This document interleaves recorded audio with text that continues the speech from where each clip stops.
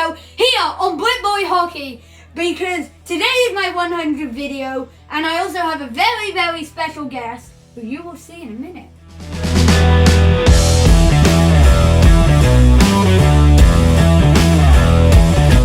Welcome to BritBoy Hockey!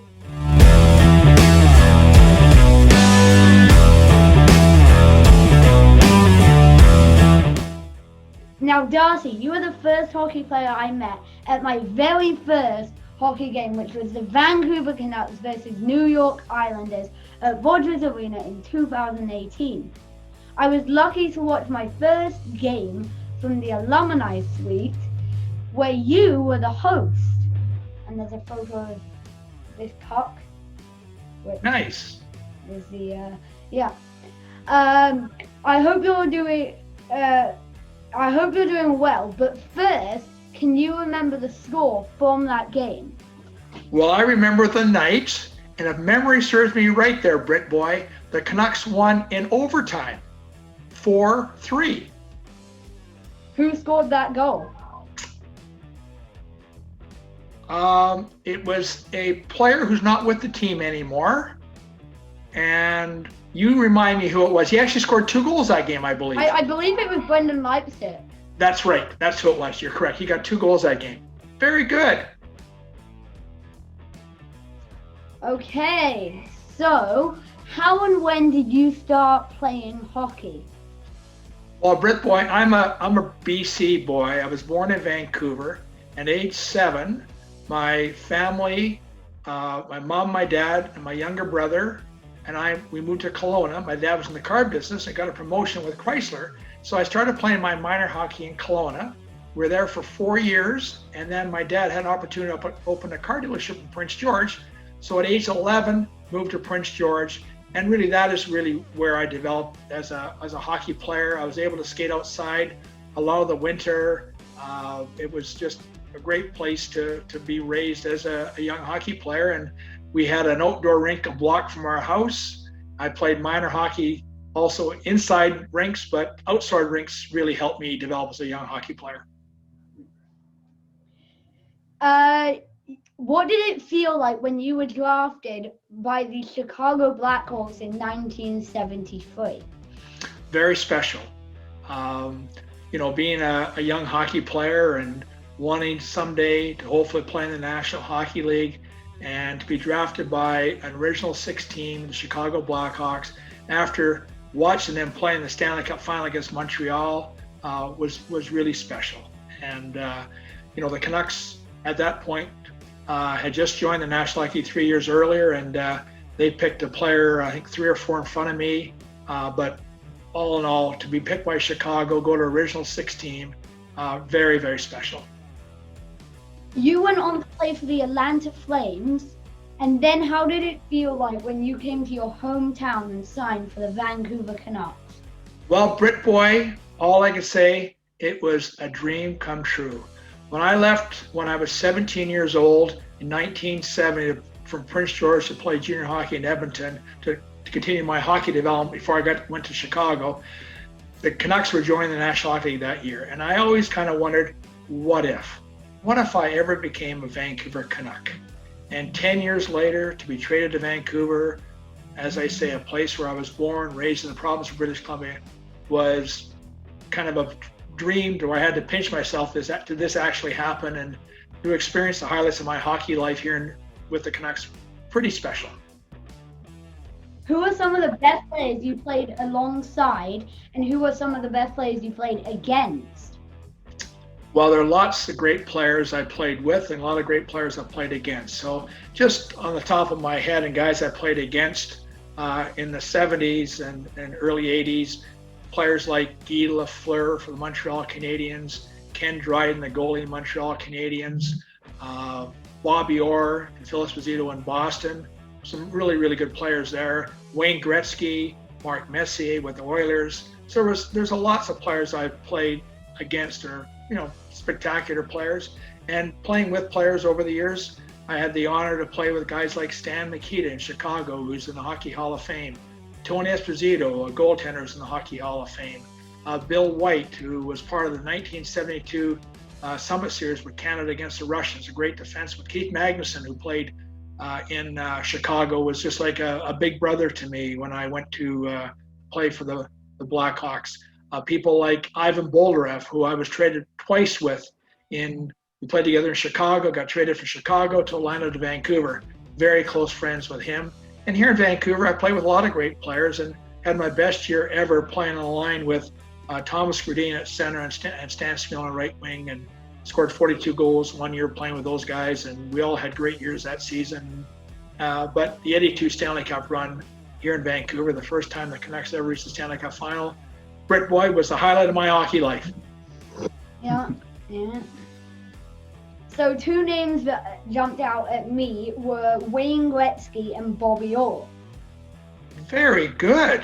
Yeah, they're two iconic players who played, Gretzky's the all-time scoring leader in the history of the National Hockey League. And, Bobby Orr, I think Bobby Orr, if I had my choice, people ask, if you had your first choice of a draft pick, who would you take, Gretzky or Orr? Pretty tough to decide, but I probably would take Bobby Orr. He was, he changed the game for defensemen, led the league in scoring 1 year as a defenseman. And ironically, in 1976, he left the Boston Bruins and came to play with the Chicago Blackhawks. So I played with Bobby Orr in Chicago. So I have the pleasure and honor to play with Bobby in Chicago also. So I played against Bobby and also played with him. To kind of continue that question, did Bobby Orr dive, or did he get tripped when he scored that famous goal?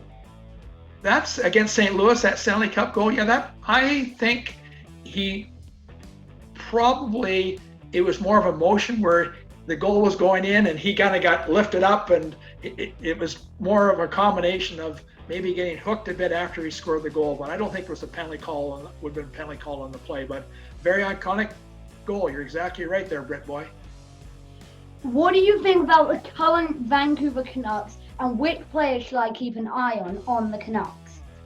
Well, they were a real fun team to watch this year, in particular, with the playoffs and the strange way this was all done with the bubble.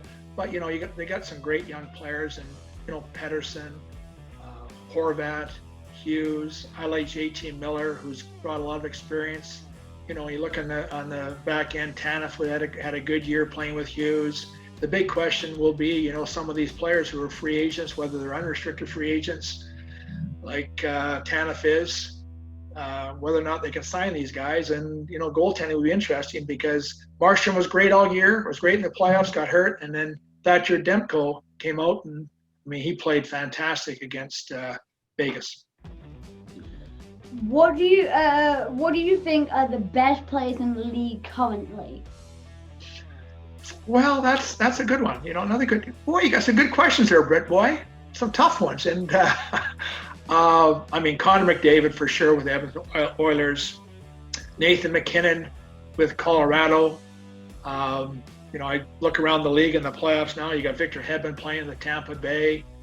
There's such a lot of great players and fun to watch right now. And Matthew Barzal is a local Coquitlam boy, plays the Islanders, and you got to picture him too. Good for that. That's he's a neighbor of ours here in Coquitlam, and really impressed what Matthew's doing in the National Hockey League today. Who are some of your favorites?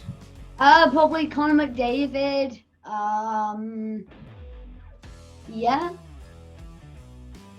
Who's your favorite Canuck? Probably Pedersen. Yeah, good choice. Good choice. Or Quinn Hughes. Yeah. I'm a big fan of Hockey Night in Canada and Rogers Hometown Hockey. What is it like behind the scenes with Ron MacLean and Tara Sloan? Well, BritBoy, it was an honor for me to be asked to go to Abbotsford and appear on Hometown Hockey with Tara Sloan and Ron MacLean and be their intermission guests after the first period of the Canuck game and the Vegas game. Being a BC boy and watching Hockey Night in Canada and knowing Ron MacLean and kind of his history, it was great. And they were first class with me.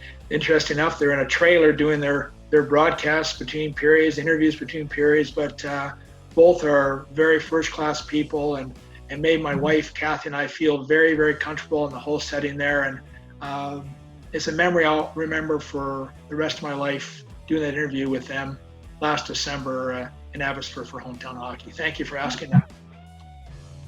And I actually went to the same Rogers Hometown Hockey, but a day before that. Okay. And met Dave Babbage.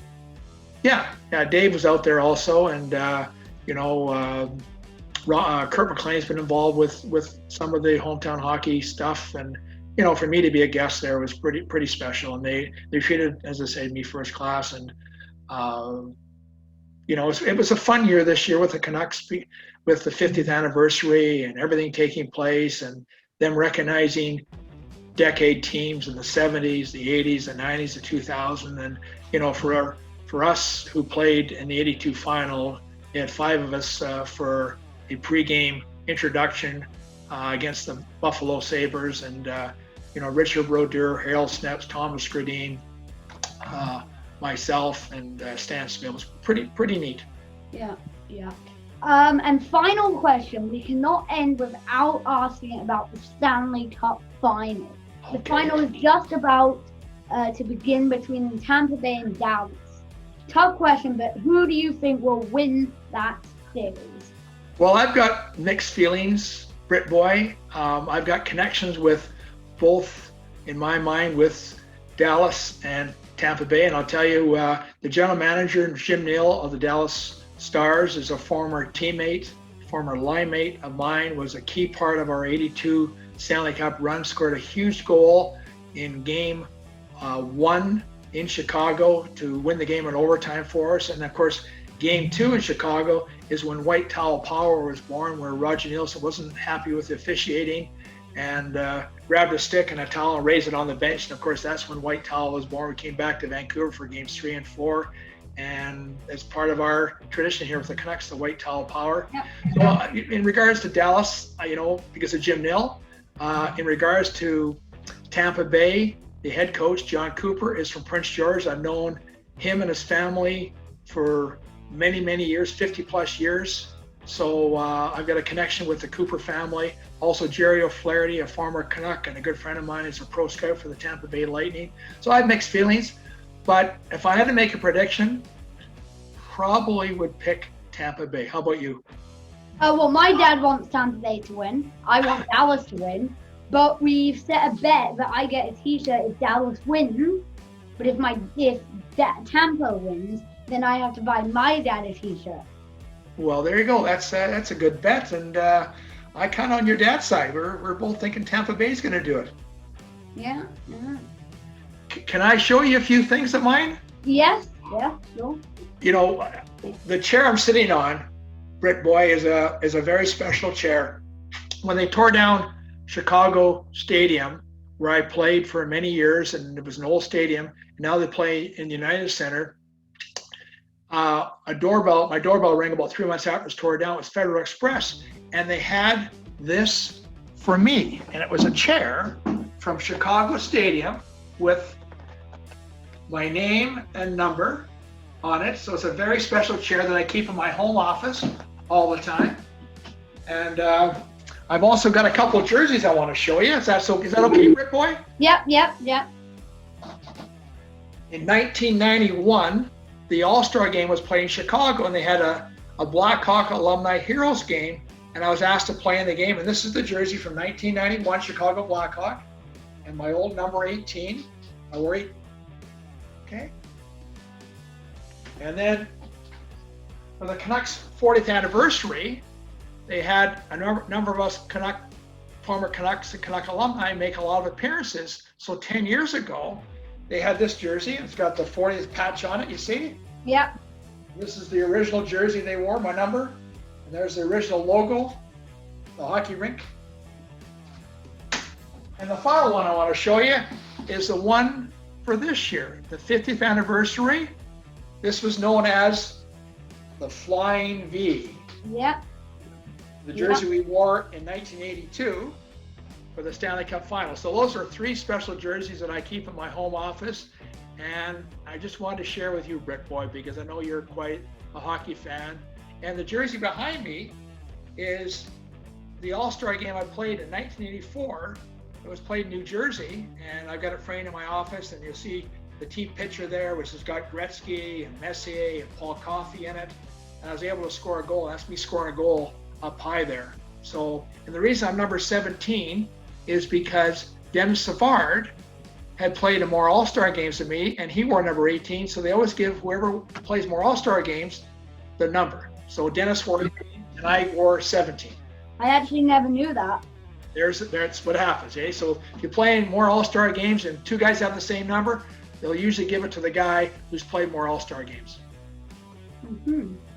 So thanks for showing us our collection, that your collection. That was amazing, and it's been great talking to you today. And many thanks for appearing on my 100th BritBoy Hockey video. And yeah. Well, BritBoy, congratulations on your 100th show, and it's an honor and a pleasure to be on this show with you. And I see your Uncle Quitlam, your mom, and your dad. So it's really an honor to be on this show, and I wish you all the best, my friend. Anytime you want to talk to me, I'm happy to do it, my friend. Okay. Thank you. You're very welcome, BritBoy. And goodbye. And now over to Darcy. Hey, BritBoy, goodbye!